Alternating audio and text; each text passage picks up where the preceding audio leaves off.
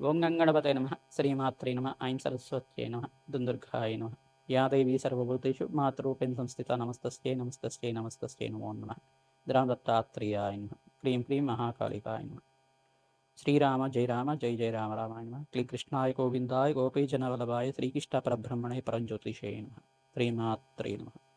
YouTube ప్రేక్షకులందరికీ కూడా నమస్కారం అండి. నేను పాలపర్తి గురునాథ్ శర్మ జ్యోతిష్యం వాస్తు సిద్ధాంతిని. మీకంతా కూడా గోచారీత్యా గ్రహాల యొక్క స్థితిగతి, వాటి ప్రభావం అంతా కూడా మేషాది ద్వాదశ రాశుల వాళ్ళకి ఎటువంటి ప్రభావం చూపిస్తుంది అంతా కూడా గ్రహాల యొక్క ప్రభావం వల్ల మేషాది ద్వాదశ రాశుల వాళ్ళకి ఎటువంటి శుభయోగాలు, ధనయోగాలు, అష్టేశ్వర యోగాలు సిద్ధిస్తాయనేది మాస ఫలితాల్లో భాగంగా చెప్పడం జరుగుతుంది. ఏప్రిల్ నెల మాస ఫలితాల్లో భాగంగా గోచారీత్యా గ్రహస్థితి అంతా కూడా ఈ రకంగా ఉంది. ప్రధానంగా చూసుకుంటే శని భగవానుడు అంతా కూడా మీనరాశిలో సంచారం చేస్తున్నారు. ప్రధానంగా చూసుకుంటే బుధుడు అంగారకుడు కలిగితో పాటు త్రిగ్రహ కూటమి అంతా కూడా మీనరాశిలో అంతా కూడా సంచారం చేస్తుంది. ప్రధానంగా చూసుకుంటే మీనరాశిలో శని భగవానుడు అంగారకుడు కలియిక అనేది స్వల్పంగా మిశ్రమైన ఫలితాలు ఇస్తూ ఉంటుంది. ప్రధానంగా ఇక్కడ కుంభరాశిలో అంతా కూడా రాహు చంద్రుడి యొక్క కలియిక జరుగుతుంది. సింహరాశిలో అంతా కూడా చూసుకుంటే కేతు యొక్క సంచారం అంతా కూడా జరుగుతుంది. ప్రధానంగా రవి భగవానుడు అంతా కూడా ఏప్రిల్ నెల 15వ తారీఖు 14-15 తారీఖులో అంతా కూడా చూసుకుంటే మేషరాశిలో ఉచ్చస్థానాన్ని పొందుతున్నారు. ప్రధానంగా ఇక్కడ చూసుకుంటే రవి భగవానుడు అంతా కూడా ప్రభుత్వ రంగానికంతా కూడా కారణమవుతుంటారు. ఎవరైతే కనుక గవర్నమెంట్ కాంట్రాక్ట్స్ కోసం ప్రయత్నం చేస్తున్నారో వాళ్ళకంతా కూడా కార్యసిద్ధి కలగడానికి ఆస్కారం ఉంటుంది.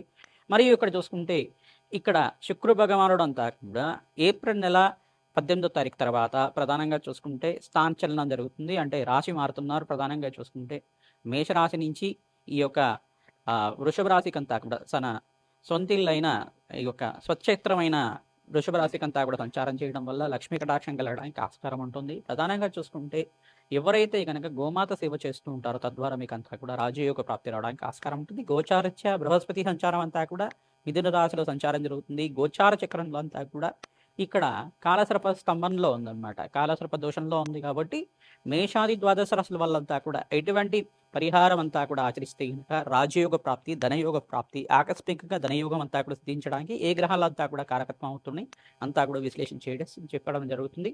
పరిష్కారం అంతా కూడా చెప్తాం. తద్వారా వీడియో అంతా కూడా చూడండి, లైక్ చేయండి, సబ్స్క్రైబ్ చేయండి.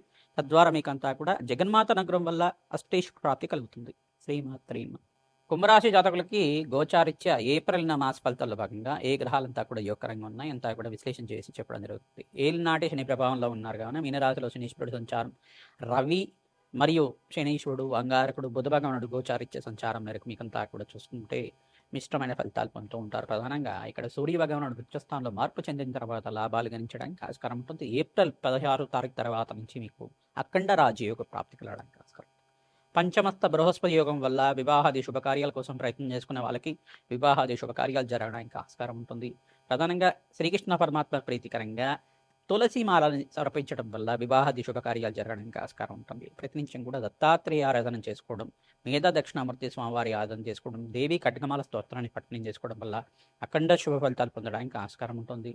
లాభాలు గణించడానికి ఆస్కారం ఉంటుంది. రావి చెట్టు, వేప చెట్టు ఉన్న ప్రాంతం దగ్గర, ఆ వృక్షరాజం దగ్గర అంతా కూడా నువ్వులు నూతో దీపారాధన చేయడం, ఉప్పు దీపానంతా కూడా పెట్టడం, అక్కడ మహాలక్ష్మీదేవి సహస్రనామాలు కానీ, లక్ష్మీ కవచాన్ని కానీ, దత్తాత్రేయ కవచాన్ని కానీ, శ్రీకృష్ణ పరమాత్మ యొక్క అష్టకాన్ని కానీ, శ్రీకృష్ణ అష్టకాన్ని కానీ చదువుకోవడం కానీ, చిమ్మిలిని నివేదన చేయడం కానీ అంతా కూడా చేసుకోవడం వల్ల లాభాలు గణిస్తూ ఉంటుంది. చీమలికి ఆహారం పెట్టడం, నల్లటి శునకాలకంతా కూడా ఆహారం పెట్టడం, పశుపక్షాదులకంతా కూడా అంటే పక్షులకి ఆహారంగా మీరంతా కూడా పెడుతూ ఉండడం వల్ల మీకంతా కూడా లాభాలు గణించడానికి ఆస్కారం ఉంటుంది.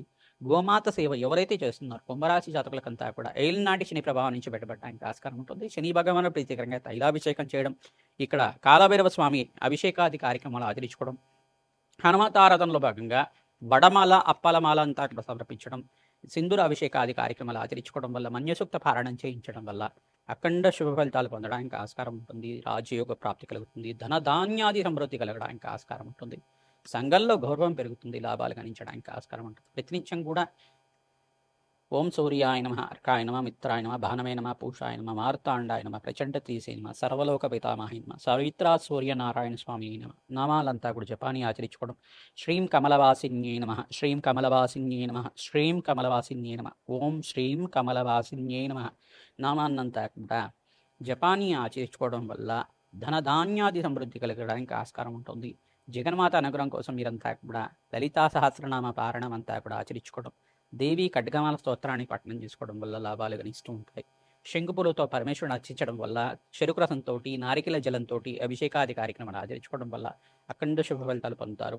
ప్రధానంగా దత్తాత్రేయ ఆరాధన యోగకరంగా ఉంటుంది. శనగలు, బొబ్బర్లు, ఉలవలు మరియు కందిపప్పు అంతా కూడా బ్రాహ్మణత్వం దానం చేయడం, ఈ యొక్క ఏలినాటి శని ప్రభావంలో ఉన్నారు కావున శనీశ్వరి ప్రీతికరంగా నల్లనూలు దానం చేయడం వల్ల రాజయోగ ప్రాప్తి కలుగుతుంది. నరఘోష, నరపీడ, నరశాపం నుంచి బయటపడడానికి తెల్ల గుమ్మడికాయ, బూడిద గుమ్మడికాయనంతా కూడా బ్రాహ్మణత్వంకి అమావాస్య వేళలంతా కూడా దానం చేయడం వల్ల అఖండ కార్యసిద్ధి కలగడానికి ఆస్కారం ఉంటుంది. శ్రీమాత్రే నమః.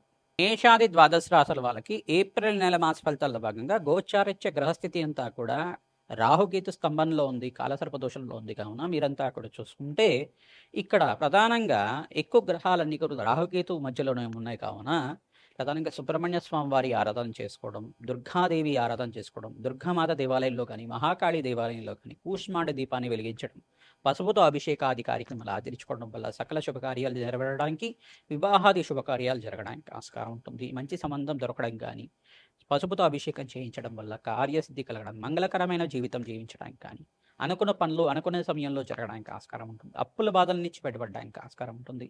నవధాన్యాలతోటి యజ్ఞ హోమాది కార్యక్రమాలు ఆచరించుకోవడం, నవధాన్యాలంతా కూడా అగ్నికి సమర్పించడం వల్ల రాజ్యోగ ప్రాప్తి కలుగుతుంది. రావి చెట్టు, వేప చెట్టు ఉన్న ప్రాంతం దగ్గర ఉప్పు దీపాన్ని పెట్టడం వల్ల అఖండ దీపంలో అంతా కూడా మట్టి ప్రమిదలో ఈ యొక్క నువ్వుల నూనె కానీ, ఆవ నూనె కానీ వేసి ఈ యొక్క అఖండ దీపారాధన చేయడం, దేవి ఖడ్గమాల స్తోత్రాన్ని పఠనం చేసుకోవడం వల్ల కార్యసిద్ధి కలుగుతుంది, రాజయోగ ప్రాప్తి కలుగుతుంది. ప్రధానంగా బ్రాహ్మణోత్వం కంతా కూడా మేషాది ద్వాదశ రాశుల వాళ్ళు మీరంతా కూడా వస్త్రదానం చేయడం వల్ల మీకు కీర్తి ప్రతిష్టలు పెరుగుతాయి, సంఘంలో గౌరవం పెరుగుతుంది. ప్రధానంగా చూసుకుంటే మామిడి పళ్ళు ఎవరైతే దానం చేస్తున్నారో, ఆధారంగా ఏప్రిల్ మాసంలో మామిడి పళ్ళని ఎవరైతే దానం చేస్తున్నారో బ్రాహ్మణత్వంకంతా కూడా పితృదోష నివారణ అవుతుంది. తద్వారా మీకంతా కూడా రాజ్యయోగ ప్రాప్తి కలుగుతుంది, ఐశ్వర్యోగం సిద్ధిస్తుంది.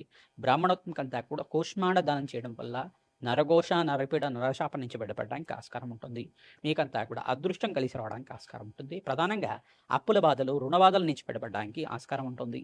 ప్రధానంగా ఇక్కడ అంగారకుడు శనీశ్వరుడు కలియిక జరుగుతుంది. కావున స్వల్పంగా మనస్పర్ధలు జరగడం కానీ, మాట పట్టింపు జరగడం కానీ, కోప ఆవేశాలు జరగడం కానీ ఆస్కారం ఉంటుంది. కావున మనశ్శాంతంగా మీరంతా కూడా మౌనాన్ని పాటించడం వల్ల కార్యసిద్ధి కలుగుతుంది. సకాలంలో పని అంతా కూడా నెరవేరడానికి ఆస్కారం ఉంటుంది. దూర ప్రాణాలు చేయడం వల్ల లాభిస్తూ ఉంటారు. తద్వారా పుణ్యక్షేత్ర దర్శనాలంతా కూడా మేషాది ద్వాదశ రాశుల వాళ్ళు ఈ ఏప్రిల్లో అంతా కూడా పుణ్యక్షేత్ర దర్శనాలు చేసుకోవడం వల్ల, సీతారాముల కళ్యాణం అంతా కూడా ఆచరించడం వల్ల మంచి శుభకార్యాలు నెరవేరడానికి, అదృష్ట యోగం వల్ల లక్ష్మీ కటాక్షం సిద్ధించడానికి ఆస్కారం ఉంటుంది. శ్రీమాత్రే నమః.